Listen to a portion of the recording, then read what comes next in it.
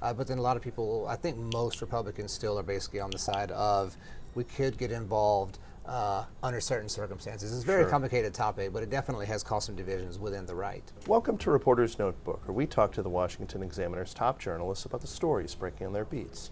I'm Jim Antle, and I'm joined today by White House reporter Haisten Willis. And Haisten, it's been a bit of a, well, it's kind of one-sided war of words, but a war of words between President Trump and Federal Reserve Chairman Jerome Powell. What is the nature of the controversy? It is interesting. You talk about being a one-sided war of words. I'd love to be fly on the wall at Jerome Powell's house, in the evening when he's talking to his wife or whatever. He must have a lot of thoughts about this. But yeah, he's been the state professional in this, I guess, conflict with Trump. Trump, on the other hand, of course, is totally berating the Fed chairman, Mr. Powell. He's called him every name in the book, numbskull and a fool and all this other kind of thing, trying to get him to lower interest rates.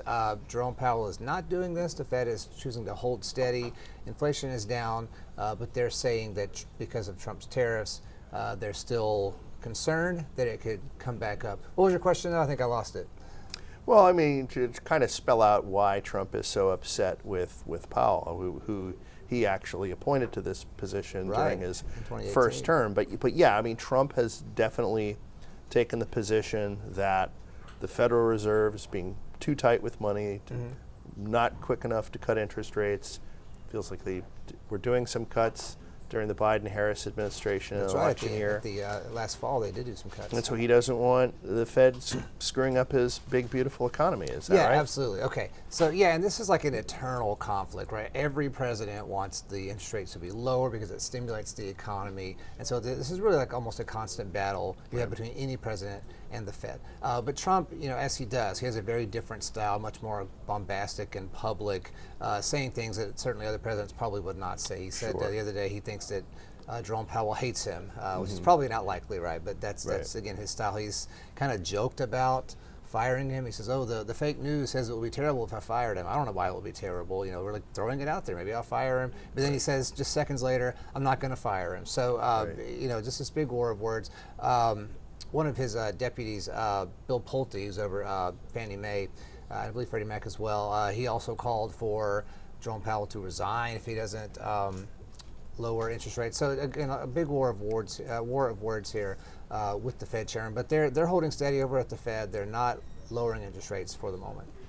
Now, Trump does get some benefit if inflation remains under control, and certainly if the Fed is successful in keeping inflation contained, that has to help Trump. I mean, it certainly hurt Joe Biden and Kamala Harris that inflation got out of control. Yeah, that was huge. And that's always like the push-pull with economics. There's always, if one measure is good, it always puts some sort of negative pressure on some other metric, right? So, elevated interest rates is going to help keep inflation down. And it is down. Their target rate is 2%.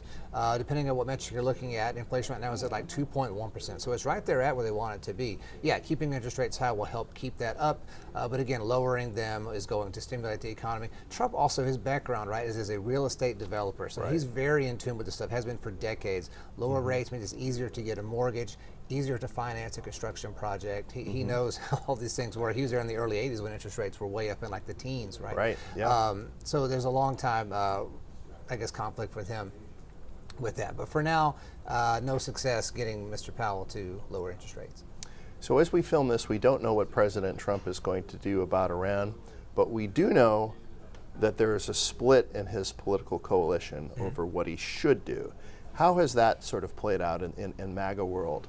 Yeah, totally fascinating. One of Trump's big promises, one of the big things that made him different from the Republicans who were in power before him, certainly George W. Bush, was the idea of being involved in foreign wars. He wanted to clear out all the neocons, as they call them, from the Republican Party. So here we are, though. He's president again, and there's a big foreign conflict, and the question is, what's he going to do? And yeah, that's kind of split some people within MAGA world, if you want to call it that. Some people say, hey, Israel is attacking Iran. Iran is weak. They cannot have a nuclear weapon. It's certainly okay for us to get involved and try to make something happen here.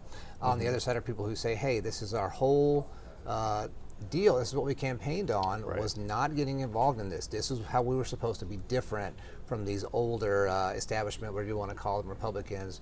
We don't need to get involved with this. Israel can handle it, or maybe Israel can't handle it, but we shouldn't be involved. So that's definitely played out in interesting ways. Tucker Carlson has said some things against getting involved. Marjorie Taylor Greene has said things against getting involved. But then a lot of people, I think most Republicans still are basically on the side of we could get involved under certain circumstances. It's a very complicated topic, but it definitely has caused some divisions within the right. And Trump had been trying to negotiate a new nuclear deal with Iran, having abrogated the first one done by the Obama administration during his first term. But those talks stalled.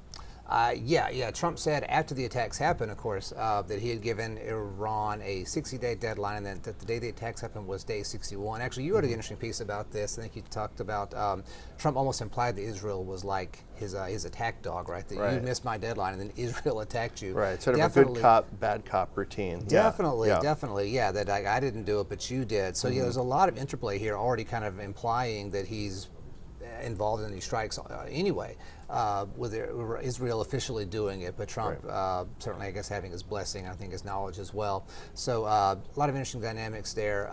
Trump actually has kind of gone back after Tucker Carlson, making fun of him for not having a TV show anymore. Right. He called him some other kind of name. So he's a kook. Was it a kook? I can't. Yeah, Kooky Tucker Carlson. That's it. Maybe that'll Carlson. become his new nickname for him. I don't know. But he's getting involved too, saying, "Hey, I can do what I want here," basically. Thank you, Haisten. Sure. You can read Haisten and the rest of our political team's coverage at washingtonexaminer.com.